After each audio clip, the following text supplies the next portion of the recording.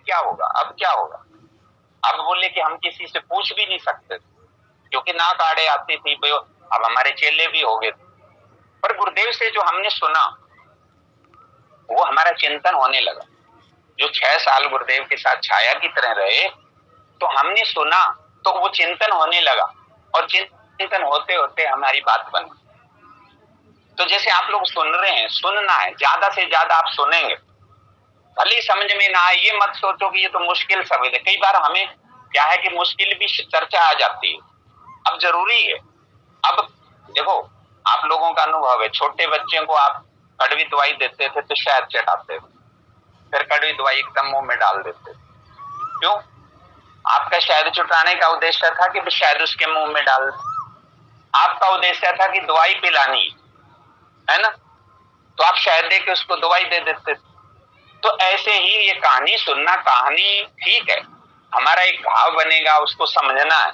अब कल जैसे हम आपको धन्ना भगत की कहानी सुनाते हैं, आपको लगेगा भक्ति की बात करते हैं और फिर ये ज्ञान में पहुंच जाते हैं, आत्मा में पहुंच जाते हैं, एकदम ये लगेगा ये बड़ा अटपटा सा है, कई बार लगता है ना। पर आपको क्या है कि मन की एकाग्रता हो जाए, आप थोड़ा सा धीरे धीरे भक्ति को भी समझें, ज्ञान को भी समझें, क्योंकि कृष्ण भगवान तो गीता में कह रहे हैं कि ज्ञान बिना मुक्ति नहीं हो, है ना, और कोई उपाय नहीं है कि आपकी मुक्ति हो जाए। हाँ, 4 प्रकार के भगत भगवान ने बताए, आर्त, अर्थार्थी, जिज्ञासु और ज्ञानी। भगवान कह रहे हैं 4 प्रकार के हैं। आर्त बोलते हैं जो दुखी लोग हैं। अब दुखियों के पास बहुत लिस्ट है भगवान, अब उनसे तो कोई मतलब नहीं है, वो ये सोचते हैं कि बस हमारे दुख दूर कर दे। अर्थार्थी जो है उनके पास भी बहुत लिस्ट है भगवान की, बोले कि हमें ये कमी है, वो कमी है, हमें ये मिल जाए, वो मिल जाए, बहुत कुछ उनकी लिस्ट लंबी होती है, पर भगवान से उनको भी मतलब नहीं। अब जिज्ञासु जो है ये भगवान को चाहता है ना। तो यहाँ सत्संग से आपको ये क्लियर हो जाएगा कि आप आर्त नहीं बनने, आर्त भगत मत बनो। दुख तो देखो आपको प्रारब्ध से मिला है, क्योंकि ये समझ में आ गया। गुरुदेव कहते हैं देह धरे का कष्ट सब काहू को होए, और ज्ञानी भोगे ज्ञान से, अज्ञानी भोगे रोए।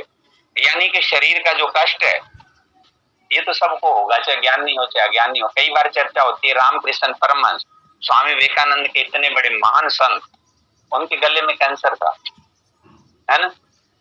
अब देखो ज्ञान में कोई कमी है क्या? कोई कमी नहीं।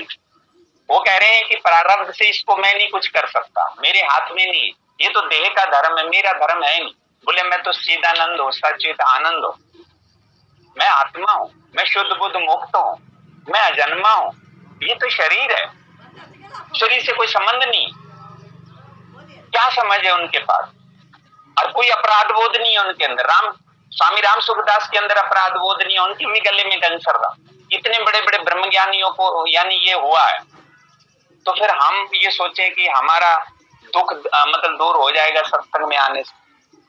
सत्संग सिर्फ और सिर्फ आपको मन की स्वस्थ करने की कला करता है, मन आपका स्वस्थ हो जाए। स्वस्थ मन की पहचान क्या है? आप राजी हो जाएं। अगर आप राजी हो गए तो राजा हैं, राजी हैं उसमें जिसमें तेरी रजा है, यूं भी वावा है और वो भी वावा है। अगर आप राजी हो गए तो राजा हैं, अगर आप राजी नहीं है तो आप भिखारी। ये मन बीमार की यानी मन की पहचान है, बीमार है मन। इसमें है या तो सुख में जाएगा या दुख में जाएगा। देखो 2 तरह की परिस्थिति आती है, चाहे भगवान राम हो, चाहे कृष्ण हो, चाहे संत हो, महापुरुष हो, सबके जीवन में 2 परिस्थितियां आती हैं, एक अनुकूल और एक प्रतिकूल। अनुकूल परिस्थिति को बोलते हैं सुख और प्रतिकूल परिस्थिति को बोलते हैं दुख। ये सुख दुख आपके प्रारब्ध से आता है ना, और कष्ट भी आपके प्रारब्ध से आता है। शरीर का कष्ट होता है, मन का दुख और सुख होता है। ये आप क्लियर कर लेना। कभी भी कोई प्रश्न पूछे तो कह देना कि कष्ट देह का होता है, शरीर का कष्ट, पीड़ा जैसे हो रही है आपको कोई भी, तो वो आपका शरीर का है। लेकिन जो मन का ये दुख है ना, ये ज्ञान से जाता है। कैसे जाएगा? परिस्थितियां तो फिर भी आएंगी। आप कहोगे हमें इतने दिन ज्ञान सुना है फिर भी परिस्थितियां कैसे आ गई, हम कैसे दुख पर काबू पाए? आप राजी हो जाएंगे, बस ये ज्ञान करेगा। मान लिया दुख आया, जैसे भगवान राम का राज्याभिषेक होना था, ये अनुकूल परिस्थिति थी। अगले दिन सुबह कह दिया गया कि आपका वनवास होगा, ये प्रतिकूल परिस्थिति, दोनों में सम रहे, ना हर्ष हुआ ना विषाद हुआ। और जिसके मन को हर्ष और विषाद नहीं होता है, मन को अपने को ठीक रखना है, बाहर परिस्थितियां आएंगी, घटना घटेगी, हमारा प्रियजन कोई बिछड़ेगा, ये प्रतिकूल परिस्थिति है, पर उस समय आप मन को कैसे शांत रखते हो? जो हर हाल में अपने मन को शांत रखता है, इसका नाम है स्वस्थ मन। यानी मन हमारा बीमार नहीं है, स्वस्थ है। तो इसका मतलब आप आध्यात्मिक है। अगर आपका मन कंट्रोल में नहीं है, मन आप रोक नहीं पा रहे हैं, तो इसका मतलब क्या है कि आपके अंदर अध्यात्म उतरा नहीं, अभी भौतिकवाद में जी रहे हैं। दो तरह का जीवन है, भौतिकवाद है, एक अध्यात्मवाद है। भौतिकवाद आपके हाथ में नहीं है, ये प्रारब्ध से है। अध्यात्म जब होगा तो आपको यानी भौतिक में जो भी होगा उससे राजी होना सिखाएगा। तो इसलिए राजी हो जाए।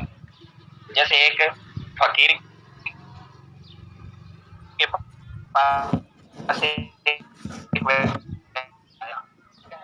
नंद में ये आनंद मेरे पास क्यों नहीं? तो फकीर ने कहा, देख भाई, मैं अपने होने में राजी हूं और तू अपने होने में राजी नहीं है, बस इतना सा अंतर है। तो वो कहने लगा कि महाराज मेरे को कोई तरकीब बताओ, मैं समझा नहीं। तो फकीर ने कहा, चल मेरे साथ चल बाहर। उसको बाहर ले गया, कहने लगा, देख ये झाड़ है, एक छोटा झाड़ था, एक बड़ा झाड़। बोले कि मैं इसको इनको 20 साल से देख रहा हूं, ये अपना छोटे होने में राजी है और ये अपने बड़े होने में राजी है। इनमें तुलना नहीं है, आपस में एक दूसरे को प्रतिस्पर्धा नहीं है।